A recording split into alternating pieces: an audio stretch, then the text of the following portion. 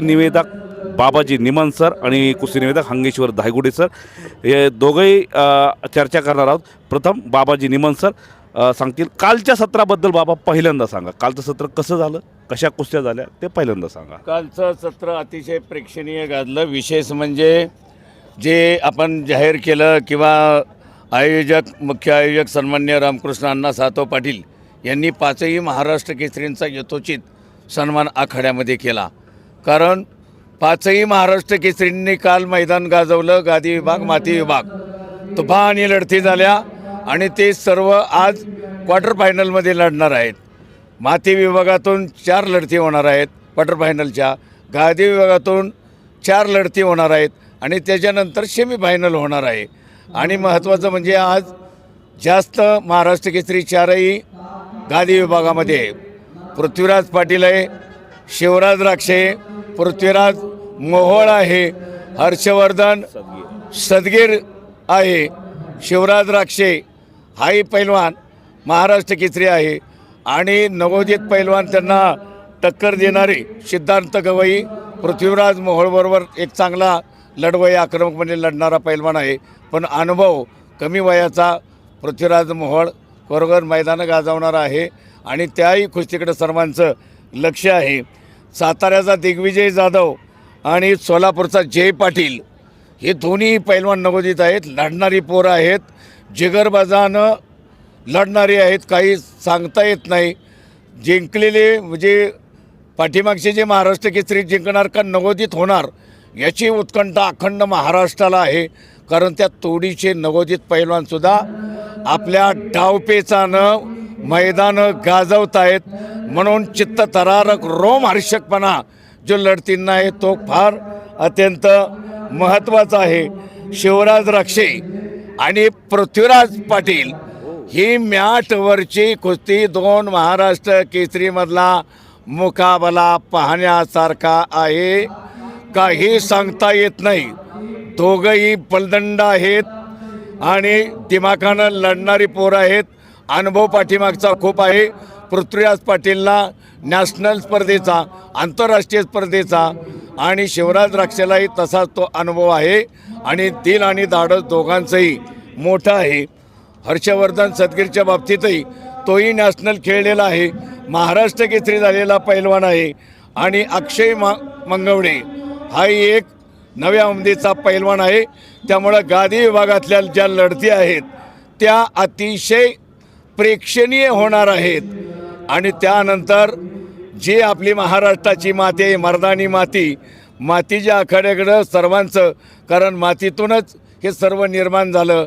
कारण समरभूमीचे सनदी मालक, शतयुद्धाचे मानकरी, अरे रणभंदीचे जात आमची, कोण आम्हाला भयभीत करी. कारण या महाराष्ट्राच्या मातीतून अनेक शूरवीर जन्माला आले आणि म्हणून मातीत इथल्या शिंपण आहे मर्दवीरांच्या रक्ताचे. मातीत इथल्या शिंपण आहे मर्दवीरांच्या रक्ताचे. प्रत्येक मर्दमावळा लाल मातीत लढणारा आणि त्या मातीतली कुस्तीला विशेष आकर्षण आहे. काल आपण पाहिलं की विक्रमसिंह भोसले तो दिलानं लढणारा आणि खवसपूरचा पैलवान आणि हर्षवर्धन बाळू बोडखेची काटेकी टक्कर काल पाहिली. हर्षवर्धन सदगीर पैलवान आणि दादा शेळके काल त्याची पाहण्यासारखी होती. पण सिकंदर ज्यानं काल जी कुस्ती केली ती जबरदस्त कुस्ती केली. आणि ज्याला मनीष रायते पुण्याचा अतिशय चांगला पैलवान, बलाढ्य ताकद, परंतु क्षणाक्षणाला उत्कंठ होती. तुफान गर्दीतून आवाज येत होता. कारण महाराष्ट्राच्या हृदयामध्ये, कुस्ती शौकीनांच्या हृदयामध्ये ज्यानं घर केलं आहे तो सिकंदर शेख. काल आपण पाहिलं जल्लोष होत होता. त्यानं एक जरी पॉईंट घेतला किंवा आक्रमकपणा दाखवला तरी पब्लिकमधून, प्रेक्षकांमधून जल्लोषाचं वातावरण निर्माण होतं. आणि तो आपल्या ठिकाणी जाण्यापर्यंत त्याच्या पाठीमागे सेल्फी घेण्यासाठी लोकांच्या झुंबड उठली होतं. इतकं प्रेम सिकंदरवर महाराष्ट्रानं केलेलं आहे. आणि त्याच मातीतून ज्याला महाराष्ट्राचा बाहुबली म्हटलं जातं, महेंद्र गायकवाड एक बलदंड ताकदीचा शेर हिम्मत पैलवान आणि प्रबळ दावेदार असलेला महेंद्र गायकवाड तोही आज लढणार आहे आणि त्याची लढत सांगलीचा इम्रान मुजावर या पैलवानबरोबर तोही काही कमी तोलाचा नाही, तो बी तुल्यबळ पैलवान आहे. तो महेंद्रवर कशी टक्कर देतोय हेही पाहणं आज महत्त्वाचं आहे. आणि रविराज चव्हाण याही पैलवानावरती सगळ्यांचं लक्ष आहे. अतिशय कोणत्याही क्षणी घातकी डाव करणारा रविराज चव्हाण, मोठ्या दिलाचा पैलवान आणि अनुभव आणि बलदंड ताकद असलेला शुभम शिदनाळे, शांत डोक्यानं कुस्ती करणारा शुभम शिदनाळे, ताकद भरपूर आहे. याच्याकडेही सर्वांचं यावर्षी लक्ष आहे. अनेक वर्ष तो महाराष्ट्र केसरीला लढतोय. आणि विक्रम भोसले तो नव्या उमेदीचा पैलवान जो आहे, गडचिरोली जिल्ह्याकडून खेळणारा, सिकंदर शेखन त्याची कुस्ती आज पाहण्यासारखी आहे. डोळ्यांचं पारणं फेडलं जाणार आहेत माती विभागातून आज. आणि सुदर्शन कोतकर हाही अनेक वेळा त्यानं महाराष्ट्राला ब्रॉन्झ पदक महाराष्ट्र केसरी गटात अहिल्यानगरचा पैलवान मिळवलेला आहे.